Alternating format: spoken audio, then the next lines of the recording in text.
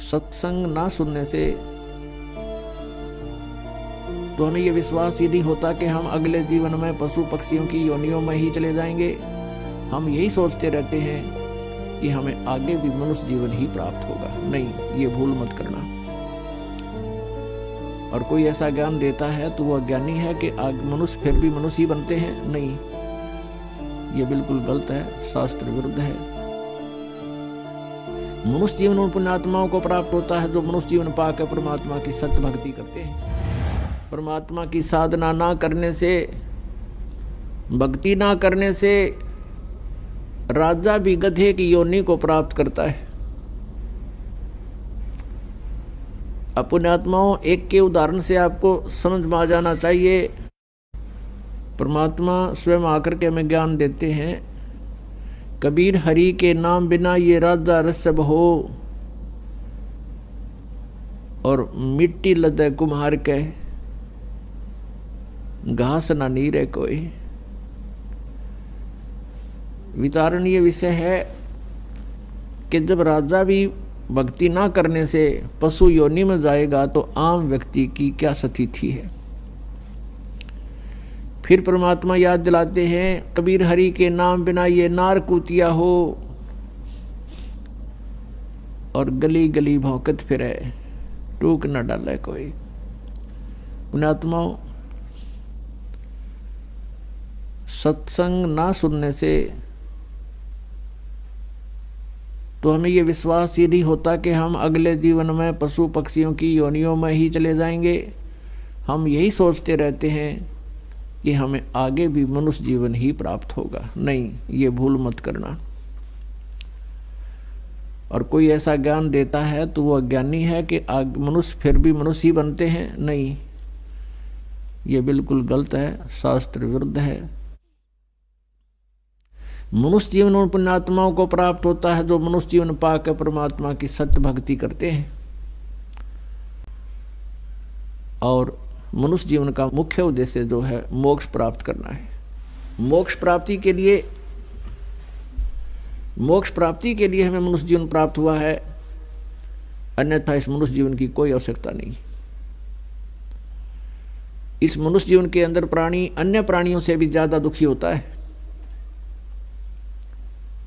अन्य प्राणी तो अपना चारा चरा बैठ गए और ये रात को भी टेंशन में रहता है। भक्ति ना करने से इस मनुष्य जीवन की जो उपलब्धि है वो व्यर्थ हो जाती है, इसका उद्देश्य समाप्त हो जाता है। परमात्मा की साधना ना करने से प्राणी के ऊपर क्या आपदाएं आती हैं। बीबी पड़ते रहे थी, डोडी लगे थी बार, अब वो गात उगाड़े फिरती हैं बनकुतिया बाजार। वो पर्दे की सुंदरी सुनो संदेशा मोर, अब गात उगाड़े फिरती हैं और करें सरायों शोर। नक बेसर नक पर बनी वह पैर थी हार हमेल, और सुंदरी से कुतिया बनी सुन साहिब के खेल। जो राजा की रानियां, जिनको हम उच्च घराने की औरतें मानते हैं कि वो इज्जतदार घरों की बेटियां हैं, घरों से बाहर नहीं आती हैं, पर्दों के अंदर रहती हैं। परमात्मा कहते हैं पिछले पुण्य कर्मों से अब वो जो पर्दे में रहती थी और अपने आप को इज्जतदार घरों की बहन बेटियां मानती थी, वो उस लोकलाज के कारण संतों के पास नहीं जा पाई। सत्संग न सुनने से उनको अपने मूल उद्देश्य का ज्ञान ना हुआ, और वो पिछले पुण्यकर्मी प्राणी थे, जिन कारण से कोई अच्छे धनाढ्य घर में उत्पन्न हुआ, कोई राजा के घर या कोई उच्च अधिकारी के घर वहाँ उसका जन्म और संबंध हुआ, तो पिछले पुण्य जब तक उसके चले तो वो खूब ठाठ से रहे, और सत साधना ना करने से पूर्व जन्म के पुण्य समाप्त हो गए। उन पुण्यों के समाप्त हो जाने से आगे फिर पाप कर्मों का दौर शुरू हुआ। उन पाप कर्मों के कारण फिर वो प्राणी, वो बहन बेटियां जो पर्दों में रहा करती थी, फिर निवस्त्र नगन फिर रही हैं कुतिया बनकर। और अब उनको आहार क्या मिलता है? पहले वो क्या खाती थी? काजू किशमिश युक्त हलवे खीर खाया करती थी। और एक भक्ति ना करने से, परमात्मा की साधना ना करने से उनको क्या मिला? अब वो कुतिया बन गई है। और कुतिया बनकर क्या खा रही है? जैसे पहले धर्मशालाओं में अतिथि रुका करते थे, सरायों में, और वो वहाँ पर खाना खाते थे। पहले राजघरां में रहती थी जो लड़कियाँ, अब कुतिया बन करके वहाँ बैठी है, सामने खाना खाने वाले के सामने बैठी है और एक टक देख रही है, शायद कोई टूक मेरी तरफ आ जा, रोटी का कोई ग्रास मुझे डाल दे। अब व्यक्ति खाना खाने के बाद सोचता है कुत्ता सामने बैठा है, एक टूक डाल दूं, वो ऐसे फेंक दिया जाता है। अब वो पहले काजू किशमिश युक्त हलवे खीर खाने वाली अब क्या खा रही है? वो जूठे टुकड़े और साथ में रेत मिला हुआ। अब परमात्मा याद दिलाते हैं, वो पर्दे की सुंदरी और सुनो संदेशा मोर, अब गा तू गाड़े फिरती है, वह करे सरायों सोर। अपने आत्माओं,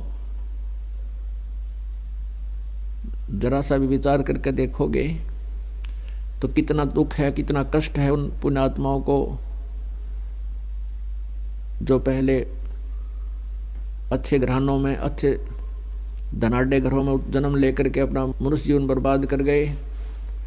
अब वो इज्जत कहाँ गई उनकी? अब वो इज्जत गलिया में फिर है उगाड़ी, नी वस्त्र। तो पुण्यात्माओं, इन बातों से डर के आप भी भजन करें, अपने परिवार के सदस्यों को, बेटियों को, बहनों को और संबंधी जो पत्नी है उनको भी परमात्मा से जोड़े, बहुत बड़ा पुण्य होगा। क्योंकि यहाँ काल ने हमें एक दूसरे के पराधीन कर रखा है। पत्नी को पति के अधीन कर दिया, फिर लोक लाज बना दी, तो जिस कारण से हम भगवान से दूर हो जाते हैं और आने वाले जीवन में बहुत कष्ट पे कष्ट उठाते हैं। और जब तक प्राणी सुखी है तो समझो कि पुण्य चल रहे हैं। ये पुण्य कब किए थे उसने? कभी किसी जन्म में वो मनुष्य जीवन प्राप्त था, उस समय जैसे भी उसने पुण्य और पाप किए वो दोनों अलग अलग डिपॉजिट हो जाते हैं, जमा हो जाते हैं। उनको संचित कर्म कहते हैं। उन संचित कर्मों में से कुछ जैसे भी एवरेज में जिसके ज्यादा पुण्य है उनको पुण्य ज्यादा ले लिए, और पापों में से पाप, दोनों का मिश्रण करके इस प्राणी का एक जीवन निर्धारित कर दिया जाता है, मनुष्य का। अब जिनके पुण्य अधिक हैं तो वो बचपन से ही अच्छे घर में जन्म लेते हैं, फिर उनका कोई व्यवसाय अच्छा हो जाता है या कोई उच्च पोस्ट प्राप्त कर लेते हैं, और फिर वो भक्ति से दूर हो जाते हैं, भगवान से कोसों दूर रहते हैं, और ये सोच रहे होते हैं कि हम बिल्कुल सुखी हैं, हमें क्या जरूरत है भगवान की। और जब उनके ऊपर आपदाएं शुरू होती हैं, क्योंकि पुण्य जब समाप्त हो जाते हैं तो पापों का सिलसिला शुरू होता है, दोनों ही भोगने पड़ते हैं। फिर वो सोचता है कब क्या बनी मेरे साथ। उसके लिए परमात्मा कहते हैं कि दुख में सुमरण सब करें, सुख में करे ना कोई। जय सुख में सुमरण करें तो दुख काहे को होवे। कबीर सुख में सुमरण किया नहीं, दुख में करते याद। कहे कबीरता दास की कौन सुने फरियाद। अब सुख में तो बकवाद करी, राम नाम का नेड़ा आए नहीं, संतों के पास गए नहीं, सत्संग का समय मिला नहीं उनको, और फिर बीमार होकर मेडिकल में पड़े हैं। डॉक्टर चाहे 2 महीने 3 महीने 6 महीने टांग टूट जाता है, 6 महीने खाट पर पड़ा रहता है। कार्य भी गया, पैसा भी खर्च होना शुरू हो गया और शारीरिक कष्ट भी प्रारंभ हो गया। अब समय भी हो गया और चिल्ला रहा पड़ा पड़ा। तो परमात्मा कहते हैं सुख में सुमरण किया नहीं और दुख में करते याद, कह कबीरता दास की वो कौन सुने फरियाद। तो पुण्यात्माओं जो सुख में ही भगवान की भक्ति करते हैं तो आगे आने वाले समय में उनके प्रारब्ध में यदि कोई कष्ट है, पाप का दंड भी आना है, वो भी हल्का होके टल जाता है। कबीर सतगुरु शरण में आने से आई टले बला, जय मस्तिष्क में सूली हुआ काटे में टल जा। यदि सही साधना परम संत लेकर परम अक्षर ब्रह्म कबीर देव की साधना हम करते हैं सत मंत्रों से, तो फिर उस परमात्मा की कृपा से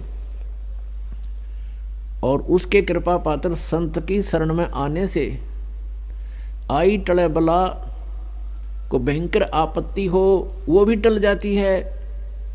जय भाग्य में सूली हो यानी किसी की मृत्यु दंड हो तो काटे में टल जा, वह काटे में टल जाती है।